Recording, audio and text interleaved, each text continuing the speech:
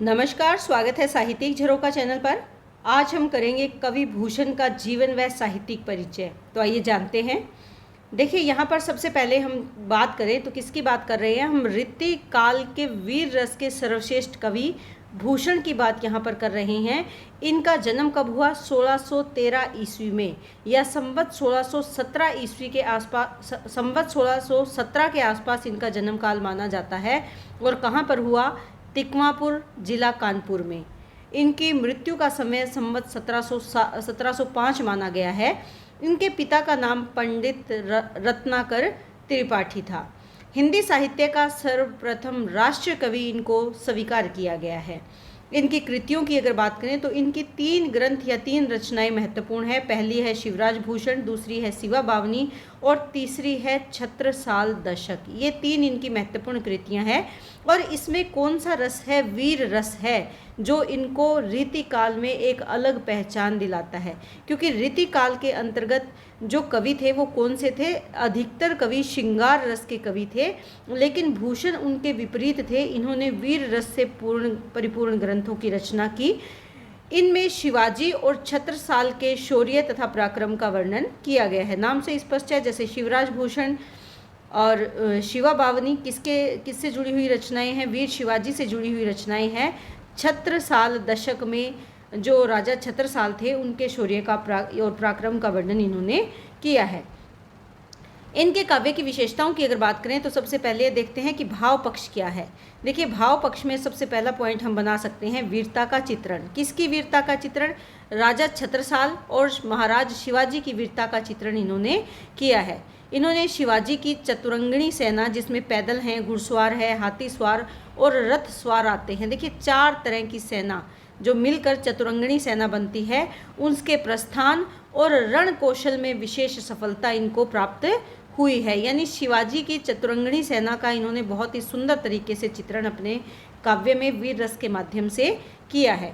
दूसरा हम यहाँ पर इसका पॉइंट बना सकते हैं कि शत्रु पक्ष की व्याकुलता का चित्रण। शत्रु पक्ष किस प्रकार राजा जो शिवाजी हैं, महाराज या राजा छत्रसाल है, इनकी सेना के सामने व्याकुल हो उठता है, दीनता उसकी दिखाई है। और जब नहीं जीत पाता तो खीज यानी उसकी जो झल्लाट है, उसका भी भूषण ने अत्यंत हृदय स्पर्शी चित्रण किया है।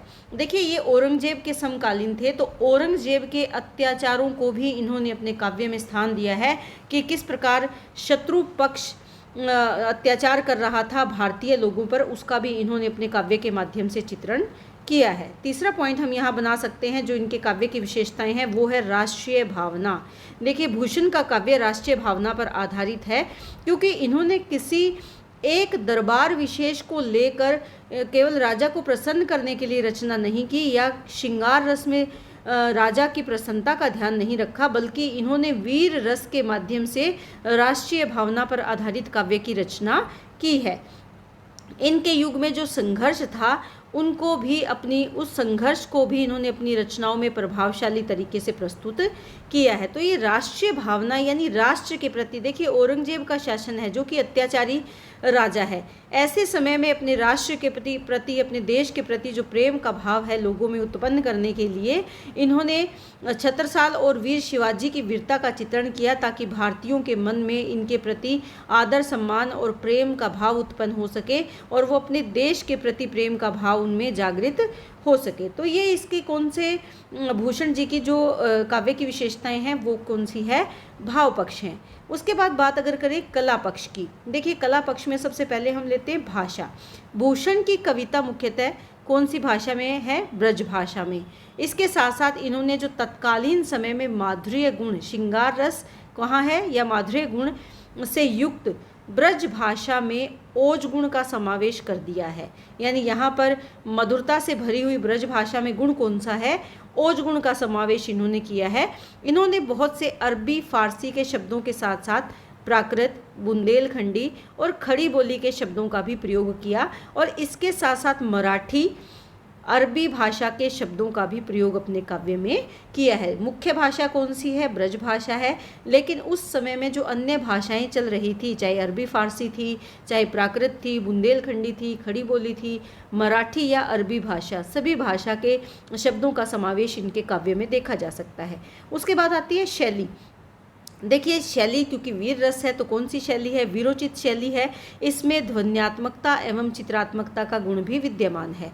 इन्होंने मुक्तक शैली में अधिकांश रचनाओं का चित्रण उसी के समान इन्होंने करने का प्रयास किया है। उसके बाद छंद और अलंकारों की बात करें तो भूषण ने, देखिए रीतिकाल के कवि हैं, अलंकार और छंदों से दूर नहीं रह सकते, तो इन्होंने अपने काव्य में कवित्त, सवैया, छप्पे आदि छंदों का बहुत सुंदर तरीके से प्रयोग किया है।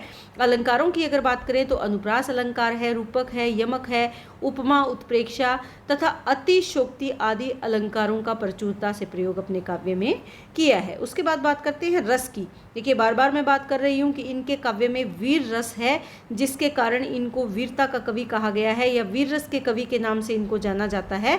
तो इन्होंने वीर रस के वर्णन में हिंदी साहित्य में अद्वितीय को कवि कहा जा सकता है। वीर रस के साथ साथ इन्होंने रौद्र, भयानक और विभत्स रस की भी इसमें अपने काव्य में कल्पना की है या प्रयोग किया है। तो इस तरह से ये कौन सा पक्ष है? कला पक्ष है, जिसके आप ये 4 पॉइंट बना सकते हैं। इसके बाद बात करें निष्कर्ष की। देखिए जब भी प्रश्न आप लिखें तो निष्कर्ष को जरूर शामिल करें, क्योंकि निष्कर्ष प्रश्न की पूर्णता को दर्शाता है। तो रीतिकालीन कवियों में अगर भूषण की बात करें तो उनको वो विशिष्ट स्थान के अधिकारी है। भूषण की सबसे बड़ी विशेषता क्या है कि इन्होंने घोर विलासिता के युग में, घोर विलासिता क्योंकि रीतिकालीन समय है, राजा अपने दरबार में रहकर और श्रृंगार रस का काव्य सुनकर प्रसन्न होने वाले हैं, विलासपूर्ण जीवन जीने वाले हैं। ऐसे समय में शिवाजी और छत्रसाल की वीरता, शौर्य और पराक्रम का वर्णन करके सोई हुई, सुप्त यानी सोई हुई राष्ट्रीयता की भावना को जागृत किया और जन जन में वीरता के भावों का संचार करने का काम इन्होंने किया है। अतः कहा जा सकता है कि भूषण का काव्य वह अमर काव्य है जो युग युग तक लोगों में बल, पौरुष और साहस को भरता रहेगा। ये हिंदी साहित्य के प्रथम राष्ट्र कवि माने गए हैं और इनका काव्य हिंदी में रचित सर्वप्रथम राष्ट्रीय काव्य के रूप में विशेष स्थान रखता है। तो इस तरह से निष्कर्ष के माध्यम से आप इस प्रश्न को पूर्ण करें। उम्मीद करती हूँ प्रश्न आपको बहुत अच्छे से समझ में आया होगा। कमेंट करके ज़रूर बताएं। बहुत बहुत धन्यवाद। इसी तरह चैनल से जुड़े रहें, लाइक करें, शेयर करें, सब्सक्राइब ज़रूर करें।